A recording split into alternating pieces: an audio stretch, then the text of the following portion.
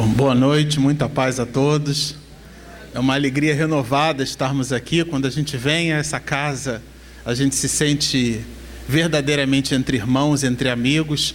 Então, a abstração feita àquela ansiedade que todos nós temos quando a gente prepara um trabalho para transmitir, né?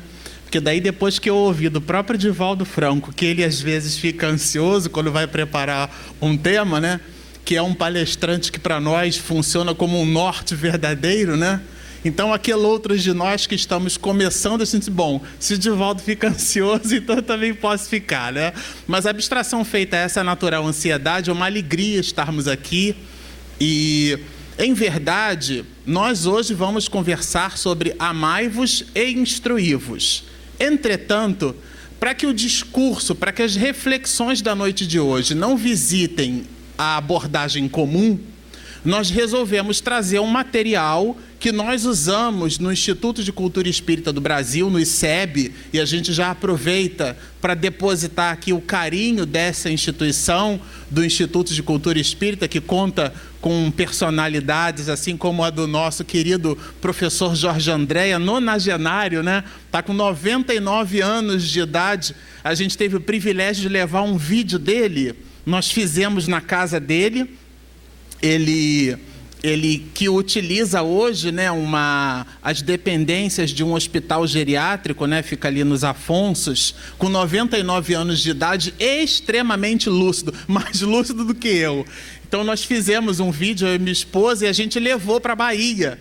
Fomos à Bahia e a ideia do presidente da federação é que levasse o professor Jorge Andréa para lá, né, com 99 anos. E daí a gente disse, olha, eu acho que não vai ser possível. Ele insistiu tanto que eu fiz o seguinte, falei, bom, no congresso do CERJ, que nós estivemos agora recentemente, um congresso aqui no Rio de Janeiro, eu vou ligar para a casa do Peixinho, passo o telefone para o Jorge André e os dois que se entendam lá, né? Aí depois de 20 minutos, meia hora conversando, o Jorge André me pegou pelo antebraço e disse assim, meu filho, vamos fazer um vídeo, vamos mandar para lá, né? Ele não quis ir, não. Mas o professor Jorge André, que é uma delícia de ser humano, muito alegre, muito augusto, né? É um cientista espírita, então a gente já aproveita e traz esse abraço do Instituto de Cultura Espírita, conta com pessoas como o próprio professor César Reis, né? E que é muito conhecido, muito querido por todos nós, e de maneira que esse material que a gente vai apresentar na noite de hoje foi um material que nós apresentamos no ICEB, no Instituto de Cultura Espírita, e como está totalmente aderente com a proposta do amai-vos e instruí-vos, até porque foram partes significativas do Evangelho segundo o Espiritismo que nós também extraímos, a gente achou por bem trazer a abordagem do ICEB para o Fabiano, porque tem tudo a ver, na noite de hoje, o amai-vos e instruí-vos, com esse binômio aí, fé e razão. Nós estávamos aqui às voltas, né, com os equipamentos eletrônicos, e a gente espera que eles funcionem na razão direta do que a gente projetou para que eles funcionassem. Mas se não funcionar, minha esposa já estava ali, dando a opinião dela muito firme. Por isso que não se faz palestra com apresentação, né? Não prepara-se. Então a gente já fez aqui um trabalho, tem algumas imagens, mas se der algum problema aqui, ele no lugar de um computador ficar escrito assim, prosdóximo, né, ele congelar, aí a gente muda a abordagem, faz no gogó mesmo, tá bom? Sem o recurso audiovisual ampliado. Bom, para nós começarmos falando sobre fé e razão, a gente precisa evocar esse personagem, essa personalidade da história da humanidade que se chama Galileu Galilei. Está em meia luz assim, mas não é para ninguém dormir não, tá? Porque de 8 horas da noite, palestra pública, às 8, se a pessoa ainda tiver aquilo que eu chamo de voz de compressor de ar-condicionado, você sabe como é que é isso? O tom da voz da pessoa é assim, ó. Aí quem ouve concorda com tudo, né? Porque a pessoa teve o dia inteiro de trabalho, a palestra às 8 da noite, então eu vou procurar modular a voz para ninguém dormir, porque a penumbra é convidativa. Mas Galileu Galilei, é importante a gente observar a época na história da humanidade em que ele viveu, tá certo?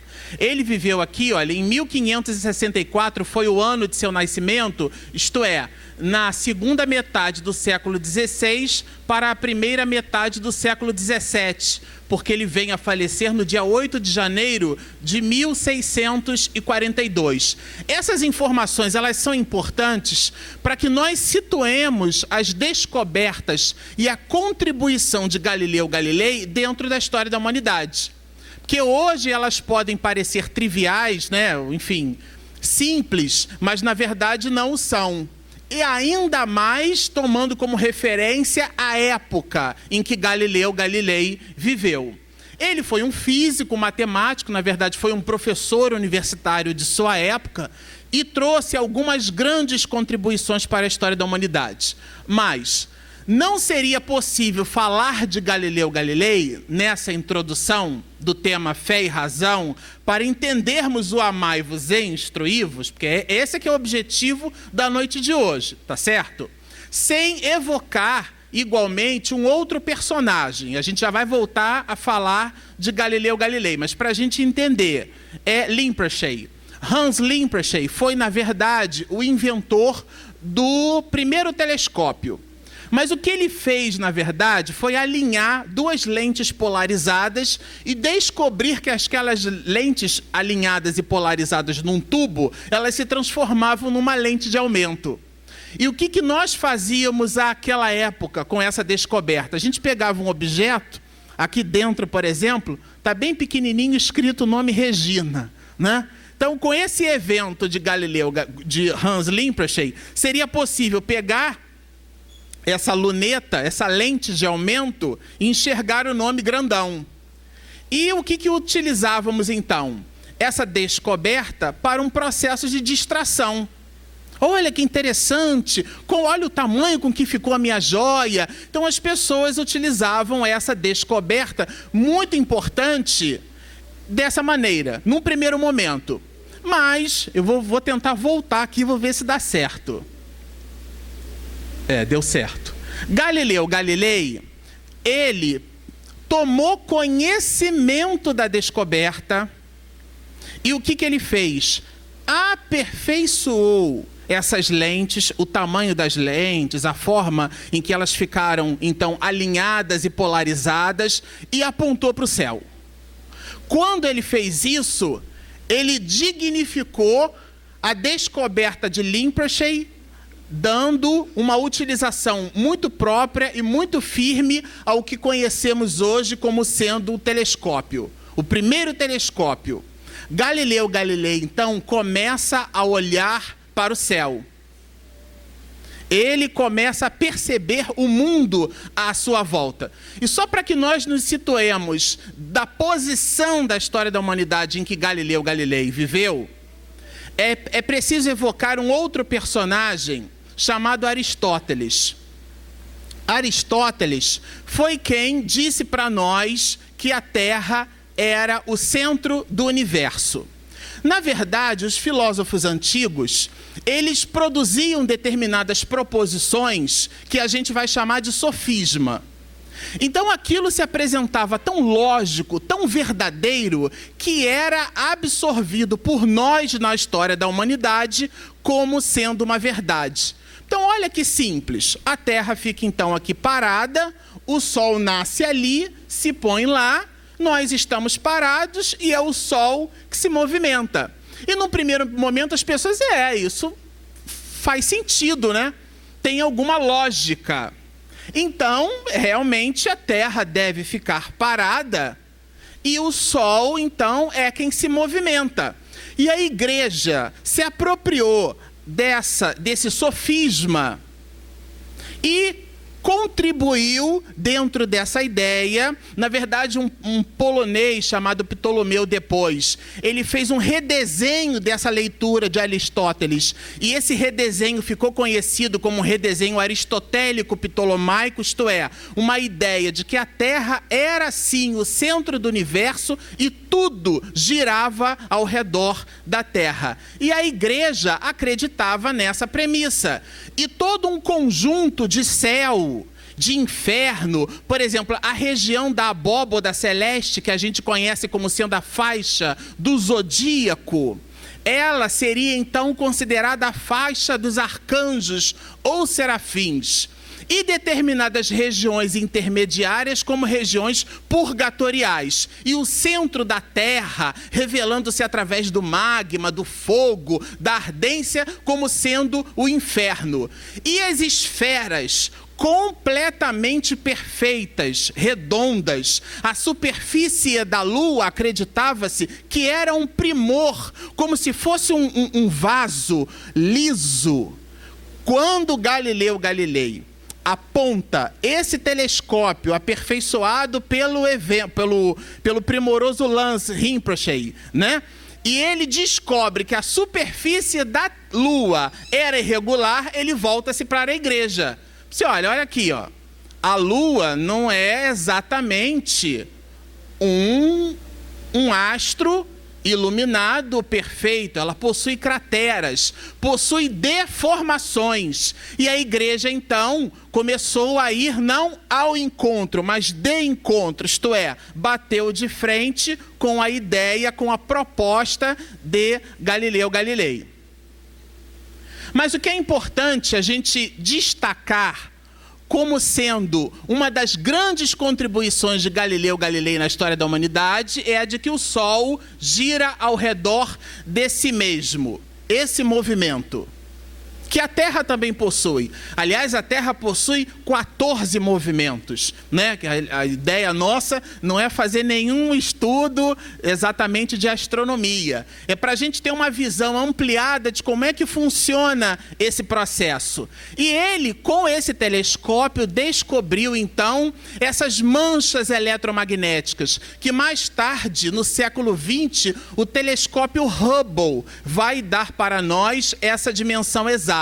Mas um homem com duas lentes polarizadas e alinhadas começou a produzir descobertas como, por exemplo, a da estrela d'alva, que na verdade não é uma estrela, é um planeta que reflete o brilho do Sol do mesmo jeito que a Lua também reflete o brilho do Sol. Isso começou a contrariar a igreja. Ele descobriu os anéis de Saturno, identificou luas, satélites girando ao redor de Júpiter. Tudo isso, gente, naquela época. Tá?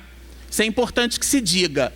Bom, aqui como mencionamos que a Terra gira em torno do Sol, né? Acreditava-se, na verdade, que a Terra estava parada e era o Sol que se movimentava, né? Essa ideia aqui do geocentrismo, eu não sei se dá para ver, mas aqui é o planeta Terra com uma coroa, né? Eu costumo dizer para os meus sobrinhos que a gente não tem 2 bigos nem 3 bigos, a gente tem um umbigo, né? Só que a gente costuma, às vezes, achar que nós somos realmente o centro do universo, né? Que nós somos, assim... O Raul Teixeira tem uma metáfora muito legal. Ele diz assim, a pessoa acha que é a última Coca-Cola do deserto.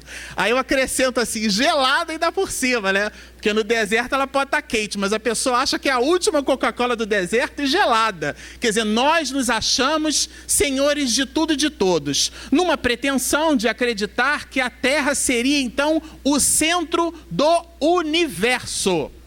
E para realizarmos uma recordação do que representa essa expressão que a gente chama de universo, existe um astrofísico inglês chamado James Smith, que ele traz uma metáfora muito significativa a esse respeito.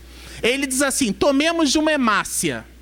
E aí, para quem não lembra, para quem não fugiu das aulas de ciência da escola, uma hemácia é uma célula do sangue. Ela tem 7 micra. E ele diz que essa hemácia seria, então, na metáfora dele, o planeta Terra.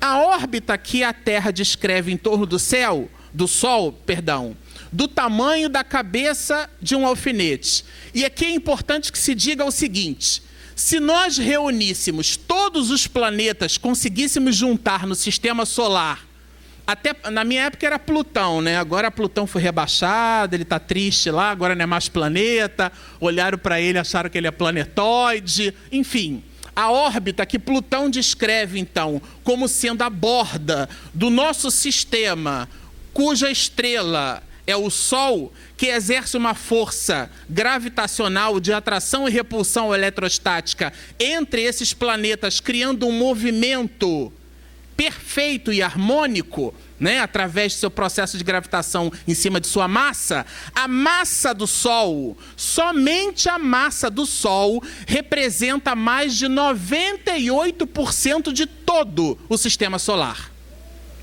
Só a massa do Sol. Se nós juntássemos todos os planetas, a massa de todos os planetas não dá 2% de todo o volume da massa do nosso sistema solar. Mas esse astrofísico pede para que imaginemos que a órbita que a Terra descreve é em torno da cabeça, do tamanho, o diâmetro da cabeça de um alfinete. E ele diz que a órbita que Plutão descreve seria, como ele era em inglês, do tamanho de uma moeda de 20 cents. Eu comparei, é um pouquinho maior do que a de $0,25, né? Seria a nossa moeda de 25 centavos. E aí ele diz assim, bom, essa moeda de 20 cents seria, em relação à nossa galáxia, essa moeda colocada em qualquer posição do extremo norte da América do Norte ao extremo sul da América do Sul. Essa é a proporção do nosso sistema solar em relação à nossa galáxia, que tem mapeado pelo Hubble mais de 200 bilhões de sóis. Isto é, de astros que possuem luz própria. Uma grande bola de hélio de fusão incandescente, como é o Sol, que a gente diz assim, isso aí é quinta grandeza. Mas isso daí representa uma galáxia. É a proporção da nossa galáxia. Einstein teve a ousadia de confundir ainda mais a nossa cabeça, dizendo que existem, na verdade, milhões de universos no universo. Porque o telescópio Hubble mapeou aproximadamente 200 milhões de galáxias, como as nossas, como a nossa. Algumas delas, inclusive, com uma quantidade muito maior de estrelas. A nossa possui 200 bilhões mapeados, fora as que a gente não conseguiu mapear. Essa é a nossa galáxia, que parece uma mancha de leite, né? Daí o nome Via Láctea. Nós temos mais de 200 milhões de galáxias mapeadas. Isso seria um universo, porque existem milhões de universos no universo. Mas nós, naquela época do século XVII, acreditávamos que nós éramos o centro do universo. Olha que maravilha! Tudo girava ao redor de nós mesmos, fazendo um contraponto justamente dessas duas teorias. A teoria do geocentrismo e a teoria do heliocentrismo. O geo, a Terra como sendo o centro de tudo, tudo girando ao redor da Terra, e o heliocentrismo, que é esse modelo que conhecemos hoje, onde, na verdade, o Sol, que é uma massa de mais de 98% do sistema solar, exerce uma força, né? Uma força de atração e repulsão. Então, a gente costuma dizer que massa atrai massa, né? Matéria atrai matéria pela razão direta de suas massas e pela razão inversa do quadrado de suas distâncias. Isso dá uma mecânica. É como se o Sol... Vem cá, Terra. Aí quando a Terra se aproxima... agora vai passear um pouquinho. Aí quando a Terra está lá muito distante, ele sente saudade e pede para ela voltar. Isso cria um equilíbrio. Então a massa do Sol cria um processo de atração e repulsão entre os demais astros, formando um sistema. Ocorre que os sistemas também formam uma massa. E elas criam atrações e repulsões entre elas. Essas massas entre sistemas formam o que chamamos hoje de constelações. E essas constelações, milhares de constelações, formam o que conhecemos hoje como sendo a nossa galáxia. Uma galáxia também forma uma unidade de massa e que cria um processo de atração e repulsão entre outras galáxias, de maneira que o universo está em constante movimento. Nesse exato momento, nós estamos a mais de 1.600 km por hora, porque é a velocidade por sobre a qual a Terra consegue construir um périplo em torno de si mesmo, fazendo esse movimento o dia e a noite. Então estamos nesse exato momento a mais de 1.600 km por hora. Então tudo é movimento em a natureza.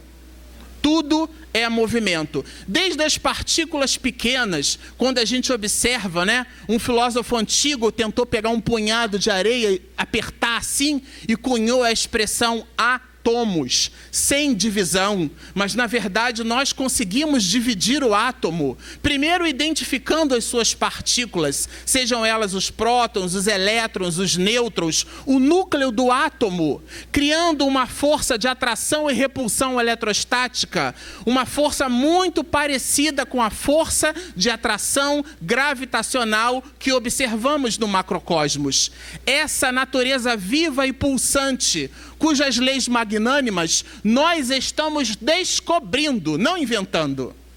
O que o homem faz é descobrir as leis, ou seja, estão cobertas pelo véu de nossa própria ignorância, e com a acuidade e recursos tecnológicos, vamos então aprimorando a nossa capacidade.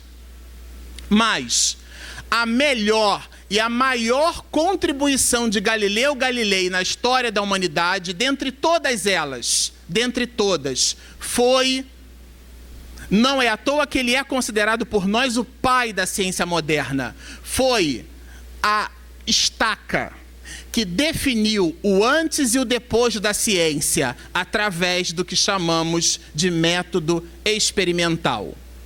Antes de Galileu Galilei, as nossas verdades eram muito mais crenças do que propriamente proposições científicas. Isto é, não visitavam esse método chamado método experimental, que foi a proposição, uma das maiores contribuições de Galileu Galilei na história da humanidade. Então, antes de Galilei, as nossas verdades eram mais crenças filosóficas do que propriamente científicas. Essa era a realidade nossa naquela época, tá certo? A ciência naquela época não estava relacionada à forma como o conhecimento era produzido. Porque se alguém que possuísse alguma autoridade, e esse valor é um valor altamente subjetivo, estabelecesse uma premissa, uma sentença, e essa sentença fosse acomodada por nós como aquilo faz sentido, aquilo tem alguma lógica, era então esposada por nós como sendo uma verdade científica, sem necessariamente passar por um conjunto de experimentos científicos. Esse era o nosso pensamento naquela época. E Galileu acabou com isso. Não. Para que alguma coisa seja considerada verdadeira, é preciso provar cientificamente. E ele estabelece um método, esse método que chamamos de método experimental. Bom, eu trouxe aqui, para que a gente aprofunde um pouco mais essa ideia, esse assunto, ele é felizmente ou infelizmente algo polêmico ainda entre nós espiritistas, né? Eu digo ainda porque eu tenho 42 anos de idade e tenho 42 anos de doutrina espírita, porque vaso ruim é assim, né? Já nasce em berço espírita para poder ver se não sai do trilho, né? A gente conversando com os meninos do SER, do Instituto SER, onde o Haroldo Dutra Dias, né, faz parte, é um dos sócios fundadores. Ele disse assim: o show, você não fala isso não, porque esse negócio de dizer que veio de berço espírita, isso é derrota, né? Então, pois muito bem. Então, como já vem derrotado do mundo espiritual, já nasce em berço espírita. Então, desde maternal, jardim, primeiro, segundo ciclo de infância, é como aquelas coisas, médium que fuma pode dar passe. Até hoje eu escuto isso. Mas isso seria um outro estudo. Mas esse tema do horóscopo, ele é muito, muito interessante, né? Porque muitos de nós espiritistas, por acreditarmos em horóscopo e para trabalharmos essas questões do método científico, a gente resolveu trazer essa ilação, vamos dizer assim. E aí eu peguei, como nasci em fevereiro, né? Então teoricamente sou de peixes, né? Eu sou de peixes. Essa história dos signos, ela é bem interessante, porque Na faixa do zodíaco, nós temos 13 constelações. Mas como não dava para encaixar 13 em 12, porque o ano tem 12 meses, aí eu costumo dizer o seguinte: sabe aqueles brinquedos de aquelas casinhas, que daí a criança vai e coloca a estrelinha na estrelinha, a casinha na casinha, o cubo, não é isso? Então, eu costumo dizer assim, que se você forçar muito ali, você consegue enfiar o cubo no quadrado, né? A criança olha para a pecinha, está aprendendo, ela força, blum, quando vê, o negócio entrou. A pecinha entrou dentro da casa, ela balança, está lá dentro. Ela enfiou o cubo no quadrado. Não era a pecinha apropriada para o encaixe, né? Apropriado, mas ela enfiou e a peça entrou, e ela deu-se por satisfeita. Então eu costumo dizer que as 13 constelações da faixa do zodíaco, elas, em relação ao horóscopo, num mês de 12 meses, ela é enfiar o cubo no quadrado. Primeiro que são 13 constelações, não são 12. E o mês também não tinham 12 meses, porque foi Júlio César que constituiu o mês de junho e o mês de julho. Por isso que dezembro remete a 10, novembro remete a 9, outubro remete a 8. Quando ele colocou o mês de junho e o mês de julho, ele empurrou dezembro, que era 10, para 12. Então a gente fez uma confusão e uma adaptação e pegou a modificação de um calendário, né, que seria um calendário gregoriano para o calendário juliano. Há quem diga até que Jesus nessa conta nasceu no mês de abril, mas a gente comemora em dezembro. Mas isso seria objeto aqui de um outro estudo. Mas a abstração feita a essa confusão, a gente pegou e abstraiu tudo isso, enfiou o cubo no quadrado e criou 12 signos para 12 meses no ano. Tá certo? Então, mas vamos lá, vamos continuar. Aí aqui está escrito o seguinte, eu vou ter que voltar ali, Eu peguei então o signo de peixes. Aqui está escrito o seguinte: demonstre espontaneamente as suas emoções. Não finja que não sente aquilo que realmente sente. Agora vamos pular para outro. Isso aqui eu peguei de um site, porque daí aqui eu estou revelando só um milagre. O santo a gente deixa para lá, tá certo? E aqui, sua capacidade de observar, compreender e formular diagnósticos ficará favorecida. A Lua segue em seu signo e se harmoniza com Plutão. Não faço a menor ideia do que isso significa. Preocupe-se em ser bom e justo, pois será feliz. Eu fiquei com dificuldade de entender por que eu precisaria do horóscopo para aprender. Mas o objeto da observação não é nem esse. A pergunta aqui é: o que essa, eu não vou nem terminar de ler o resto. O que essa proposição tem a ver com a primeira? O que existe de semelhança entre demonstre as suas emoções e com a sua capacidade de observar e formular diagnósticos? Eu não achei nenhuma. Agora eu vou perguntar para vocês o seguinte: vamos imaginar que nós estamos estudando física. E a gente pega lá, a gente está falando sobre eletricidade, lei de atração e repulsão, a lei de Coulomb, né?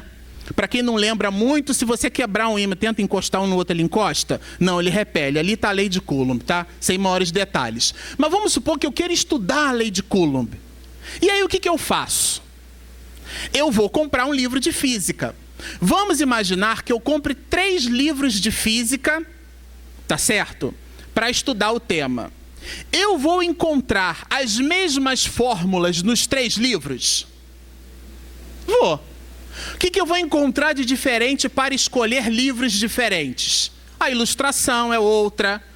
Um autor é mais didático. Às vezes, um determinado autor, as ilustrações são melhores, mas a forma de escrever não é tão boa. O outro é o contrário. A forma de dissertar sobre aquele tema, sobre gerar o detalhamento, a forma didática de escrever é muito melhor do que as ilustrações. Tem um terceiro livro que não é nenhuma das outras duas coisas. Ele remete muito mais ao fato histórico e à forma como aquela fórmula foi elaborada, e aí a gente fica com uma visão ampliada sobre o assunto. Mas a lei de Coulomb eu vou achar nos 3 livros, vocês concordam?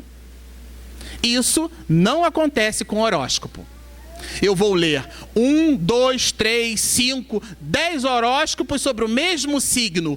Posso obter até mais do que 10 proposições, lendo 10. E é aqui que a gente ia passar. Eu resolvi fazer essa continha, né? Bom, ao todo nós temos 12 signos, com 12 estações do ano. Aí vamos esquecer aquela confusão que eu mencionei antes, tá certo? 13 signos, 10 meses no ano, tudo bem. Então, esses 12 signos, eles atingiriam a toda a população do planeta, que hoje é em torno de 7 bilhões e 300 milhões de seres humanos. Tudo bem? São 12 signos, mas aí para quem gosta de signo, a pessoa vai dizer assim, mas tem um ascendente. Tem um ascendente, então tudo bem. 12 vezes 12, 144 possibilidades. Tudo bem? Se eu dividir 144, né? Eu pego esse número gigante aqui, que é toda a população do planeta Terra aproximada, 7 bilhões e 300 milhões, e divido por 144, que é o número de possibilidades de que os signos podem me oferecer, eu vou achar um número de mais de 50 milhões de pessoas exatamente iguais ao Marcelo Shoa. A minha mulher não ia aguentar. Minha mãe, então, muito menos. O pessoal lá no trabalho, Jesus, o Marcelo Shoa, né, um elefante incomoda muita gente, 2 muito mais. Imaginem 50 milhões. Então, o que o signo está dizendo, isso é, no mínimo, matematicamente improvável, quiçá impossível. Mas aí a pessoa diz assim, mas eu acredito em signo. E aí a gente vai dizer, é por isso que é uma crença. Não é um fato científico. Você pode acreditar no que você quiser.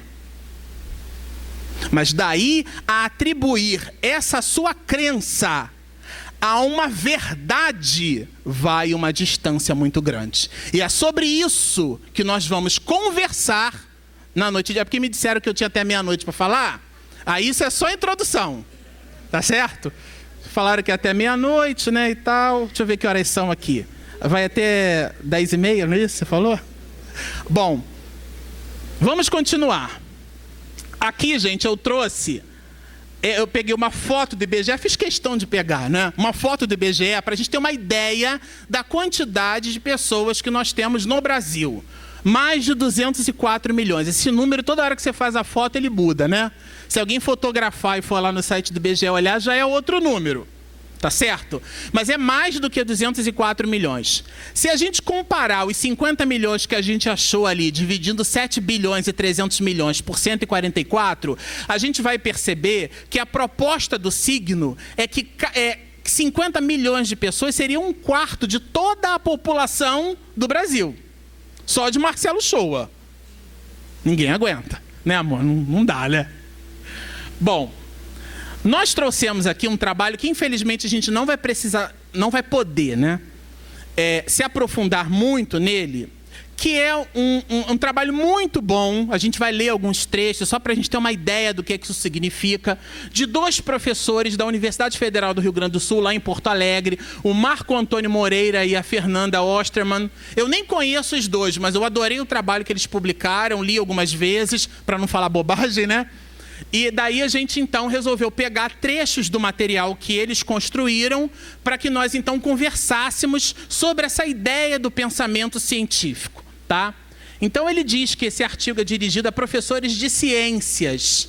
Eu me lembrei muito de um primeiro opúsculo que Kardec construiu aos 18 anos de idade. Na verdade, era um livro de aritmética. Como se já não bastasse um jovem de 18 anos publicar um livro de aritmética, o livro tinha um valor didático. Porque ele não era só um livro de aritmética, era um livro ensinando as mães como ensinar aritmética aos seus filhos.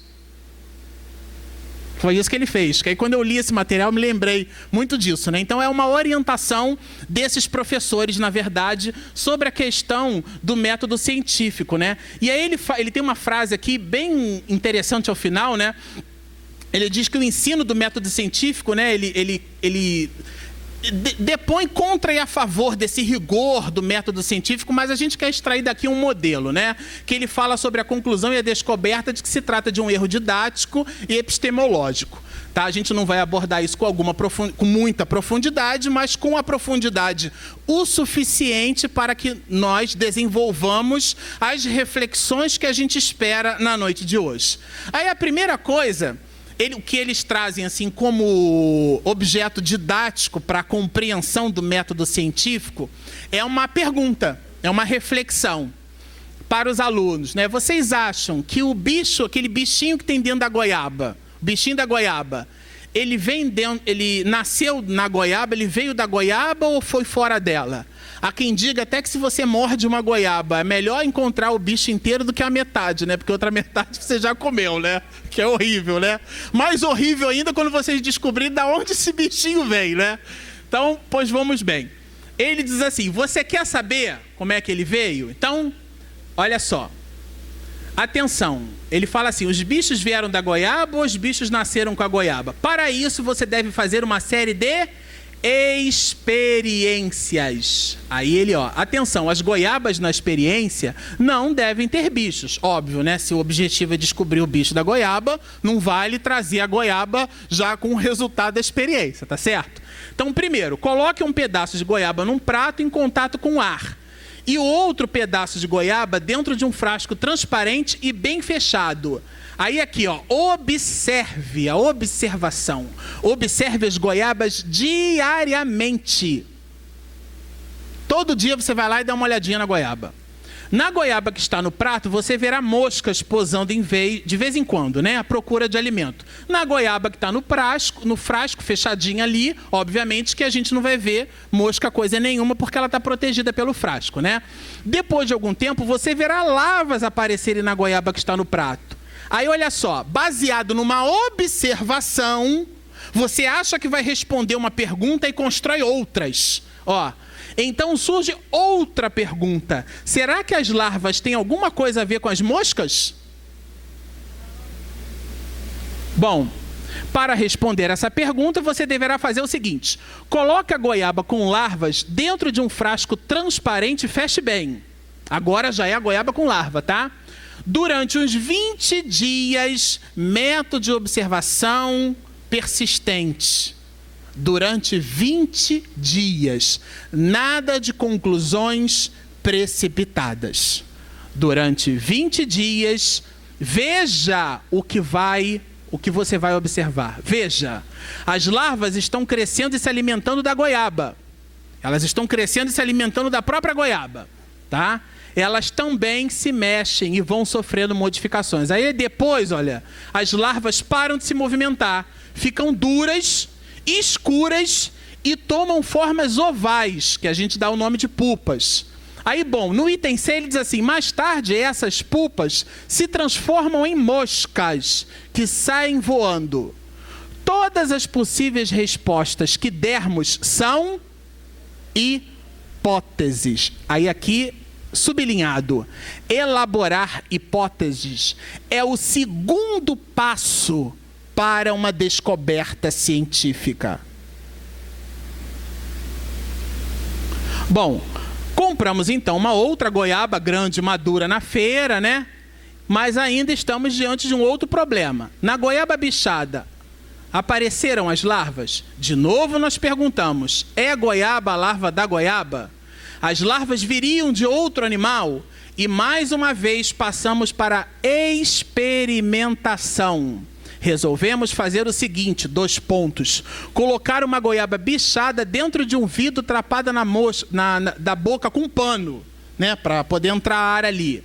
Passados alguns dias, vimos as larvas saindo da goiaba. Após certo tempo, as larvas se fixaram em pontos diferentes da parede interna do vidro, mudaram de forma e, para nosso espanto, deram origem a moscas.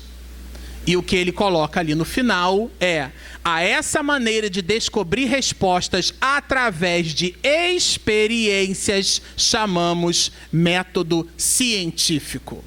Então, sob esse aspecto, quando a gente... Aí aqui ele fala, né, do estudo, da observação, da medida, da indução ou conclusão. Esse método é chamado de método experimental.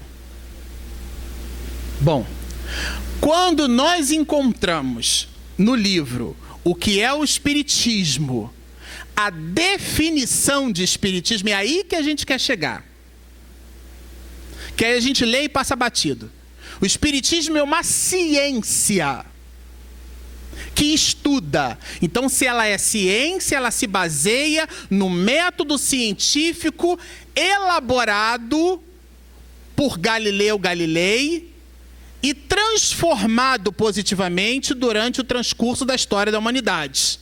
Faz-se ciência quando se utiliza todo aquele conjunto de métodos, com as suas variações e complexidades. A gente não vai discutir esse assunto aqui, tá certo? Mas olhe, o Espiritismo é ao mesmo tempo uma ciência de observação e uma doutrina filosófica. Como ciência prática, o Espiritismo, consiste nas relações que se estabelecem entre nós e os espíritos.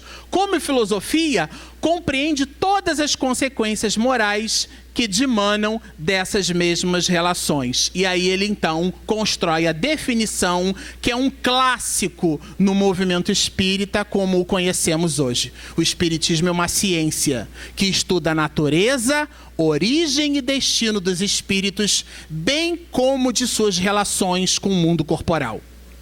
É uma ciência, porque estuda, é baseada num método de observação, com todos aqueles passos, assim como a astronomia. É uma ciência. Não confundir com a astrologia, que é o que mencionamos como horóscopo. A astronomia é uma ciência. Pela precisão invulgar do movimento da natureza, nós conseguimos prever eventos, estudá-los. E quando não acontecem de acordo com a forma como os estudamos, modificamos o prisma por sobre o qual os observamos, até encontrarmos um eixo comum nesse propósito. Aí entra a mãe matemática, transformando em equação, em modelo matemático, aquilo que observamos através desses métodos, que chamamos então de métodos científicos. Tá claro isso? Bom, mas ele continua aqui. Eu resolvi, como nós estávamos na casa de Deolindo Amorim, muito natural que utilizássemos o pensamento dele, de Deolindo Amorim. E ele diz assim: a primeira afirmação básica. Eu gosto dessa palavra básica, porque às vezes a gente usa muito isso, né? Ah, isso aí é básico. Como se fosse fácil. Não. É básico porque representa a base, ou o alicerce. Eu só aprendo a multiplicar depois que eu aprendi a somar. Porque eu entendo que a multiplicação é uma sucessão de somas. Agora, eu posso simplesmente estar diante de uma ciência e eu, então, estabeleço critérios de assertividade, mas sem saber exatamente como é que eles funcionam. Vou dar um exemplo. Mamãe dizia assim para mim, quando eu era criança: ah, não fale assim, meu filho, para mim fazer. Não, diga para eu fazer. Para eu fazer, para eu sorrir. Existem as variações. Eu posso dizer, para ficar complicado, para mim, estar contente é um objetivo. Mas tem uma vírgula ali, separando um período. Mas isso é a complicação do assunto. Mas a mamãe não quis complicar. A minha mãe não quis me dizer que não se usa pronome oblíquo na frente de verbos do infinitivo. Eu tinha 4 ou 5 anos. Mas ela me ensinou a falar corretamente.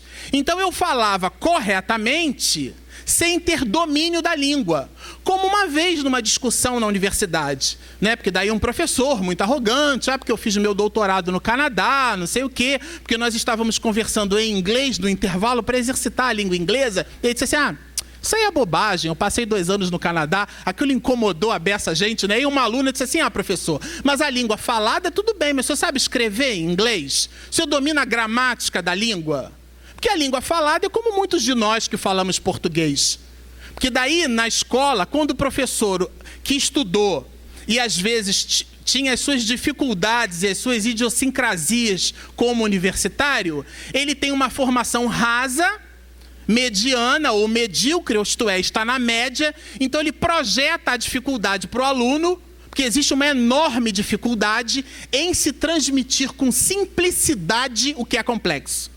Porque para você transmitir alguma coisa complexa com simplicidade, você tem que dominar o tema. Porque a simplicidade, ela pressupõe uma analogia, para que você desça no nível do outro. Só que isso é muito difícil, porque toda analogia é sempre um certo grau de empobrecimento da linguagem. Como é que eu vou explicar para um cego de nascença o que é verde claro e o que é verde escuro? Eu vou usar uma analogia, com quente, com morno, com frio, mas a analogia não é o verde claro e o verde escuro. Então, explicar com simplicidade o que é complexo evoca um domínio muito grande do tema. De um modo geral, as pessoas que transmitem com muita simplicidade alguma coisa, porque tem muito conhecimento daquilo, é o contrário. Quem não tem muito conhecimento sobre o tema, ele projeta o ego, usa a palavra difícil, porque não conhece, ele repete a frase pronta do outro, ele não tem domínio daquilo. Ele decora o que a outra pessoa falou e ele reproduz a frase do outro palestrante, ele reproduz a sentença do livro, até o pensamento de alguém. O que torna o assunto muito mais erudito, né? Mas se você for descer no nível de detalhe ao gosto do pensamento daquela pessoa, aquele que evocou o pensamento, as mais das vezes, não tem o domínio. Então, transmitir com simplicidade o que é complexo, repito, é muito, muito difícil. Aliás, a palavra simplicidade é utilizada por nós de uma maneira muito banal, né? Michelangelo diz que a simplicidade é o mais alto grau da sofisticação. Então é preciso ser muito sofisticado para transmitir com simplicidade alguma coisa. Isto é preciso ter muita base do que se vai falar. É preciso ter muita base. Por isso que muitas casas espíritas a gente olha, essa aqui, por exemplo, desnuda, as paredes não têm imagens, porque nós não adoramos imagens, adoramos a Deus. Aliás, o processo de adoração para o espírita, ele evoca um conjunto de conhecimentos, por isso que nos liberta, por isso que é o Consolador que liberta. Nós não ficamos presos a uma vela. A nossa ligação com o Criador, ela traz para nós, no exercício, no estudo da doutrina espírita, insumos que muitas religiões não possuem. Então é um tesouro em nossas mãos, mas a gente pode deformar. Já disse isso aqui uma vez e nunca é demais de repetir. Eu posso transformar a água fluidificada em água benta. Eu chamo de água fluidificada, mas trato igual água benta. Eu chamo de atendimento fraterno, mas é igual confessionário da igreja. Eu não acredito no inferno, mas digo assim para o meu sobrinho, ó, tu fica de olho, porque tu vai para o umbral, hein? Só mudou o nome. O atavismo continuou. O que é isso? Falta de base, falta de alicerce. A pessoa não estuda espiritismo. Então ela funciona como um policial do evangelho, apontando o defeito dos outros. O nosso compromisso moral somos nós, o nosso compromisso existencial. É uma relação individual com Deus. Nós não somos policiais de nada nem de ninguém, nem os nossos filhos. A nossa responsabilidade como pais é de educá-los. Mas se eles, os filhos, cometem um delito, um decesso, é uma responsabilidade deles para com a consciência divina. Não vou projetar o meu ego, porque eu falhei. Isso é projeção de ego, isso é tolice, isso é um crime ético. Trazer para você uma responsabilidade que é do outro. Foi o outro que cometeu, agora o que eu posso fazer para ajudar? É diferente, a abordagem muda. Isso, gente, é falta de alicerce. Porque a gente, eu acho, ninguém acha nada, já está achado na doutrina espírita. O que acontece é que a gente não estuda. Então, fica a opinião, parece um discurso duro, mas ele é muito verdadeiro. Fica a opinião de pessoas e não a opinião da doutrina espírita, porque a gente não estuda. Então, nós fazemos um exame de superfície. Agora, então, que tem novela, que tem filme, tudo falando sobre reencarnação, os filmes e as novelas não têm compromisso doutrinário. Na legenda da novela está ali, é ficção. Se aquilo aborda um assunto que traz luz para a doutrina espírita, eu que me capacite para explicar com assertividade. E não trazer o filme para a doutrina espírita. Olha que interessante.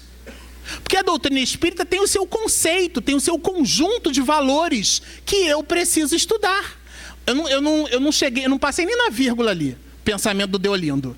Então ele diz assim, a primeira afirmação básica, isto é, a que depende de alicerce. E para que não fique dúvida quanto a essa reflexão, ele diz assim, quanto aos fundamentos, a fundação, a base, o alicerce do Espiritismo, é a de que sua doutrina está apoiada na existência de um fato universal. Quando a gente diz que Kardec codificou a doutrina espírita, vou dar um exemplo, é a mediunidade. A mediunidade não passa a existir com o Espiritismo, ela sempre existiu. Aliás, no Velho Testamento a gente observa o próprio Moisés proibindo a comunicação com os mortos. E ninguém proíbe o que não existe. E ele proibiu por quê? Pela forma tosca com que a fazíamos. Em processos de adivinhações, de querelas, baseadas em interesses mundanos e puramente pessoais. Quando o senhor Fortier, quando Kardec, o senhor Rivail, contava 53 anos de idade, e isso está naqueles 3 opúsculos chamado Allan Kardec, de Gilles Ventouil e Francisco Thyssen, recomendo a leitura. Ele, aos 53 anos de idade, o senhor Fortier aborda Kardec e diz assim, vamos à reunião, porque as mesas elas pulam, balançam e respondem. Aí Kardec falava muito bem, mais de 6 idiomas, era um homem culto, influente de sua época. Acabei de dizer que com 18 anos de idade ele escreve um livro. Com 25 ele manda assertivos para o parlamento francês modificar as políticas públicas de educação da França. Esse era o homem. Ele recebe aos 53 anos de idade um convite, e nesse convite a pessoa que o aborda diz que a mesa responde assim, não, mesas não têm cérebros para pensar, nem nervos para sentir. Então, se o efeito é inteligente, a causa precisa ser inteligente. Porque toda fenomenologia cujo resultado é inteligente, há uma inteligência por detrás daquilo. Esse já é, por si só, o pródromo da codificação. Nesse texto, porque ele visita esse fundamento universal. E, infelizmente, eu não vou poder abordar o tema, porque nós iríamos até 10h30 da noite, mas daí eu acabei de descobrir que é até às 9h. Então, a gente vai precisar avançar. Aqui, na verdade, o Deolindo Amorim, ele faz, que foi o trabalho que nós fizemos no ICEB, todo um racional a respeito do consenso, esse senso universal, no sentido geográfico, no sentido de consenso, ele faz todo um conjunto de abordagens. A gente fez aqui uma separação da concepção comum teológica, a concepção reencarnacionista. Eu achei muito interessante, porque quando ele divide as concepções, ele separa a reencarnacionista da concepção espírita. Na reencarnacionista, a gente vai destacar aqui, a teosofia, Rosa Cruz, o esoterismo, o próprio budismo, todas são reencarnacionistas. Mas Deolindo Amorim separou, porque a concepção espírita é a que parte de uma base experimental, isto é, o fenômeno, formando um corpo de doutrina. É baseado num processo de experimentação. Kardec pega a mesma pergunta e distribui pelos 4 cantos do mundo. E a abstração feita às questões de cultura dos povos de sua época, o sentido da mensagem, como o exemplo que a gente deu da lei de Coulomb, era o mesmo, as respostas tinham o mesmo teor. A abstração feita ao idioma, a abstração feita à cultura do médium que respondia sob o influxo de um espírito àquela questão. Esse foi o método científico utilizado pelo professor Rivail. Bom, é justo, portanto, reconhecer que o Espiritismo reergueu o espiritualismo no Ocidente e, ao mesmo tempo, revigorou a fé sobre alicerces racionais. Eu gosto muito dessa expressão, porque aí a gente vai usar uma outra do capítulo 19, que é muito conhecida pelo movimento espírita. Fé inabalável. Aí, como eu gosto um pouquinho de português, observem só. Se existe fé inabalável, é porque tem a fé abalável. A fé que se abala. Logo, digo assim, fé não é um adjetivo, fé é um substantivo. Adjetivo é aquilo que dá qualidade. Então a fé aqui, se eu tenho fé inabalável, é porque eu tenho fé abalável. Então, que fé nós... Se a pessoa diz assim, eu tenho fé, quer dizer muita coisa. Como é que é a tua fé? E a definição do capítulo 19, fé inabalável só é a que pode encarar frente a frente, gente, a razão. É a primeira vez na história da humanidade que alguém pega um conceito que estaria altamente vinculado às questões emocionais e coloca no aspecto racional.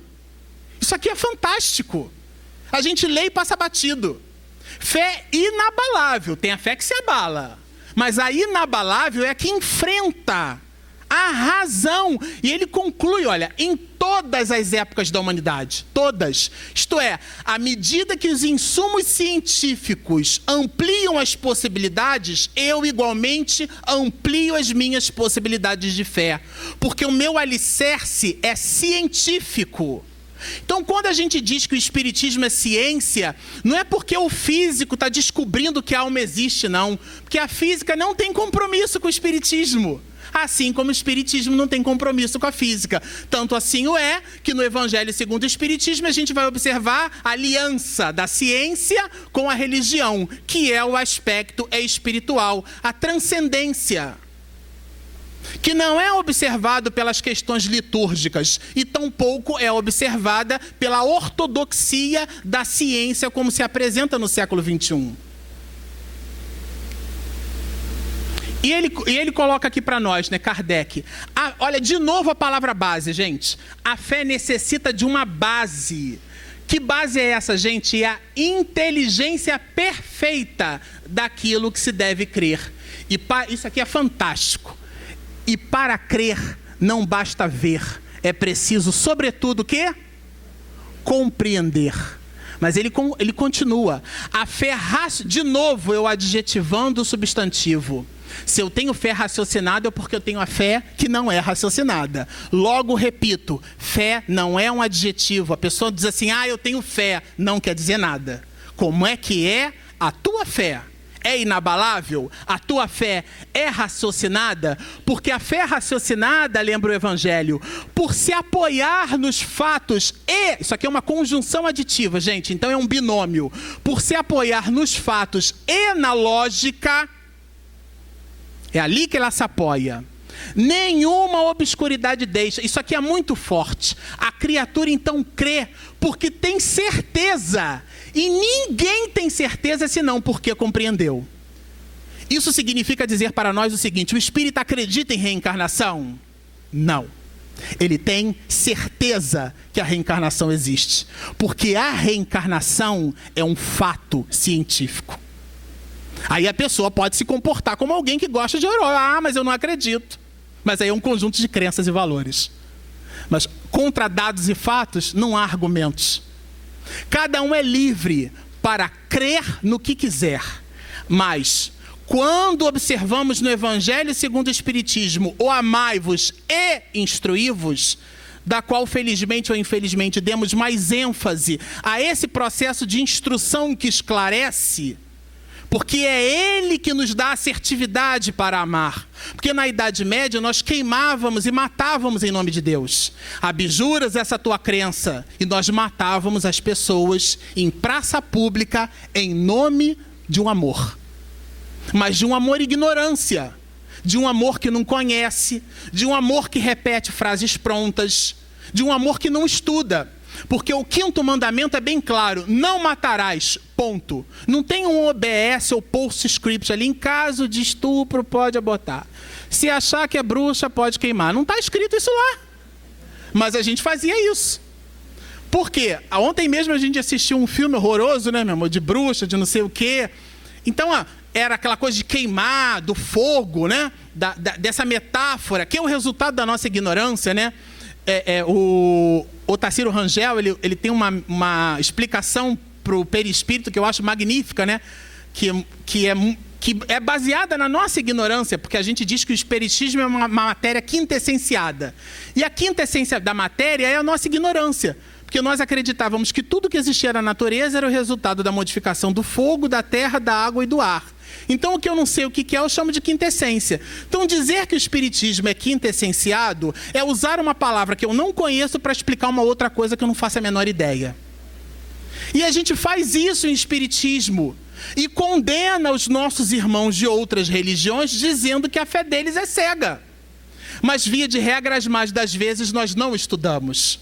Na noite de hoje, o que nós gostaríamos de deixar como convite para as nossas reflexões é o que de espiritismo de verdade nós estudamos. Como nós debruçamos por sobre os livros, mas não para adquirir valores intelectuais, não. Para aqueles de nós que ainda visitamos as questões dos alcoólicos, largarmos a bebida como uma bengala psicológica. Para aqueles de nós que ainda visitamos a traição, para visitarmos o nosso comportamento íntimo. Será que eu estou vivendo de acordo com aquilo que eu prego, estudo, leio e, portanto, vivencio? Para vivermos, como diz a Peregrina da Paz num livro 12 Passos rumo à Paz Interior, para que vivamos em coerência com aquilo que nós acreditamos. Porque se observarmos no Evangelho, Jesus foi condescendente com todas as dificuldades humanas, menos com uma, com a hipocrisia religiosa.